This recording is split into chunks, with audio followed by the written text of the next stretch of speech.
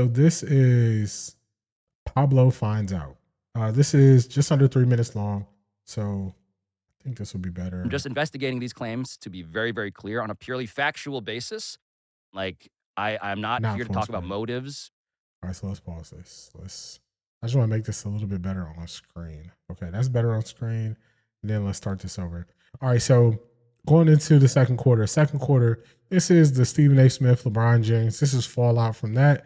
Stephen A. Smith accused LeBron of not being at Kobe Bryant's funeral, his public funeral service or memorial, and a bunch of newspapers and publications came out and debunked that and said Stephen A. Smith was wrong. LeBron was in attendance.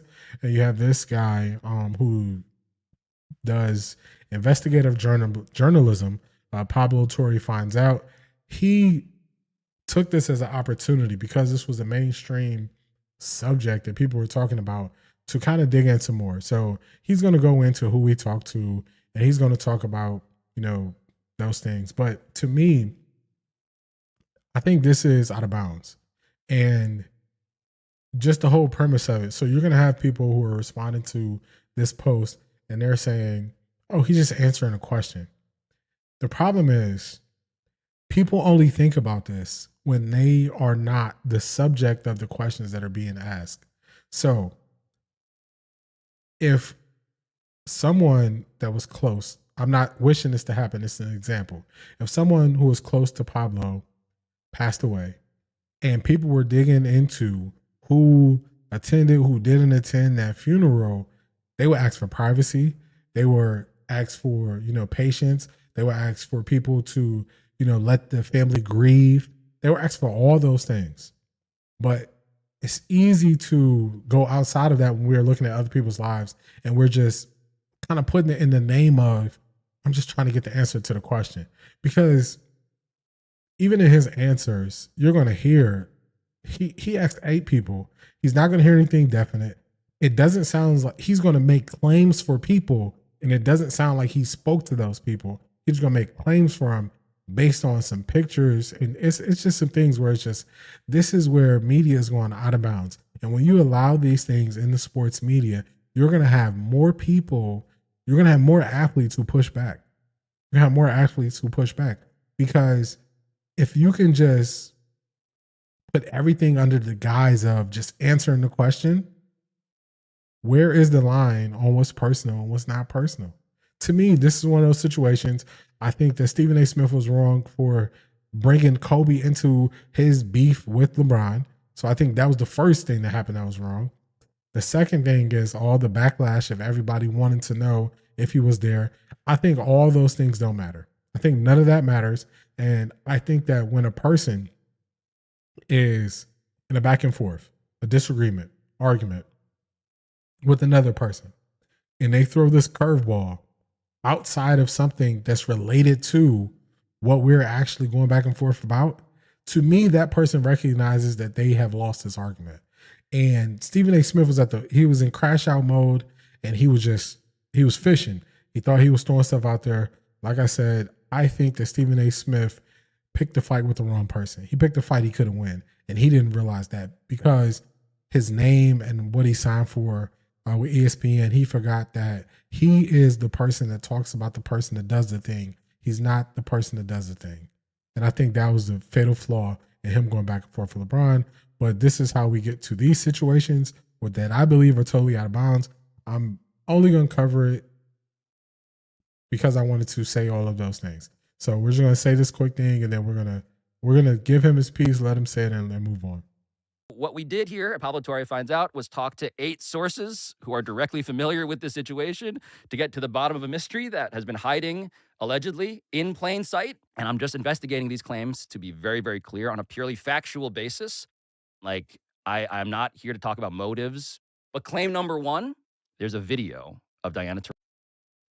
So you see how he's saying he's just here for factual information.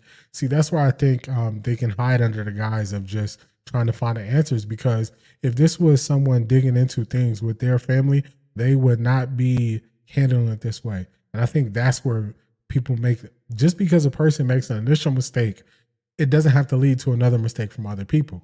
But when you can hide under the guise of just finding information, if this was someone regarding your family members, you would not want somebody digging into it like this. And I'm not saying, I don't know. I wasn't there. I don't know if LeBron was there or he wasn't there, but I just know that that's exactly what his family will say. And that's where I think the mistake is. But listen, we're going to listen to his reasons, which I'll let y'all see. I don't think his reasons so right. I mean, who has a turn away fadeaway jumper at 11? LeBron barely got it today. So that was Diana Taurasi, who was giving her speech. And listen to what he says. So everybody took that as her saying that to LeBron and LeBron being in attendance. And people use this as proof. So this is what he's going to say. And she does, by the way, gesture off screen left. But what we did, of course, was look at multiple angles of the broadcast of that very direction at various points in the broadcast. No visible LeBron at all in the photography. And then what I did was confirm with multiple sources that Diana Taurasi never saw LeBron James at the memorial that day. So this is one of those, I would only believe it if Diana Taurasi said she never saw LeBron. I wouldn't believe, like, at some point, we got to stop believing second and third hand things. Like, that's when I said last week where Brian Windhorst was trying to tell people the reasons why LeBron made decisions. And then LeBron came out and said, this is why I made the decision. In that instance, I believe the person who made the decision over the person who's writing a story about how that person made a decision. And I think that's an easy line to draw. I'm not believing these people. And then, I mean, if you just wanted to nitpick it, we can see how far left that Diana Taurasi actually turns and points. And then they show the first 5 or 7 seats right there.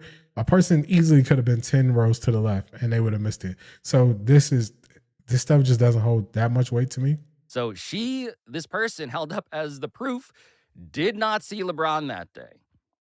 And I'm a kid. This is another thing where it's like, did you speak to Diana Taurasi? Did Diana Taurasi give you this information? Because otherwise, this is all speculation. So this is when people claim to be going for the truth and trying to find out the reasons why, but you are going through second and third hand sources instead of going to the actual people. And the reason why he can't go to the actual people, because the actual people would never speak to him about this. And that shows you that you are digging in places where you shouldn't be, because they wouldn't speak to you. They wouldn't engage with you. And that's why I can say you didn't get this information from Diana Taurasi. And you even said, I didn't get this information from her. We got it from, other people. So let's keep it going. So claim number 2, that LeBron James was there, but he chose to be left off camera. And what we did was we talked to a lead producer on the memorial, a longtime awards show producer named Ron Basile. Ron Basile helped coordinate everything from Beyonce's 6:40 a.m. sound check to Michael Jordan's eulogy. And the producer told us when we asked him about any directive from LeBron James about having him on camera, quote, "The off-camera thing is bullshit," end quote. And we can further tell you that according to 2 additional independent high-level sources involved in the planning of this whole event who were in attendance, what they tell us here at Pablo Torre Finds Out is that they did not see LeBron in the building. They don't know of a single person who did see him in the building.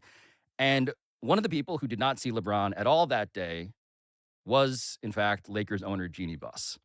So, as one of the sources who spent that morning in the event's VIP areas says of LeBron, quote, "There's no fucking way he was there. If he was there, he was Casper the Ghost," end quote. And this is, so he's talking to producers and putting words in the mouth of other people. Did Jeannie Buss come on and say LeBron wasn't there? Is Jeannie Buss your source? No. And this is where it's like, this shows you that this is just a bad rabbit hole to go down.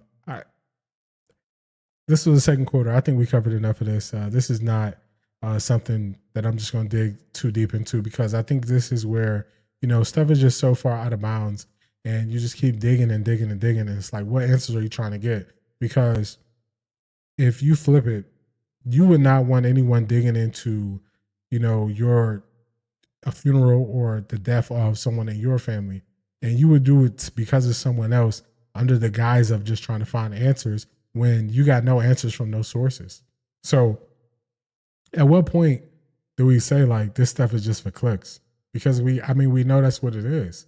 Because you have no, you didn't speak to LeBron, you didn't speak to Diana Taurasi, you didn't speak to Jeannie Buss, you didn't speak to the direct people that this entire story is about. So at that point, it's just like, what are we doing?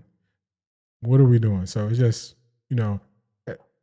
I think it's in poor form and poor taste. And I think this is some of the issues with how things are reported now, where stuff is it's out, it's outside. It doesn't make sense on, why we even dig into these stories. So media going too far.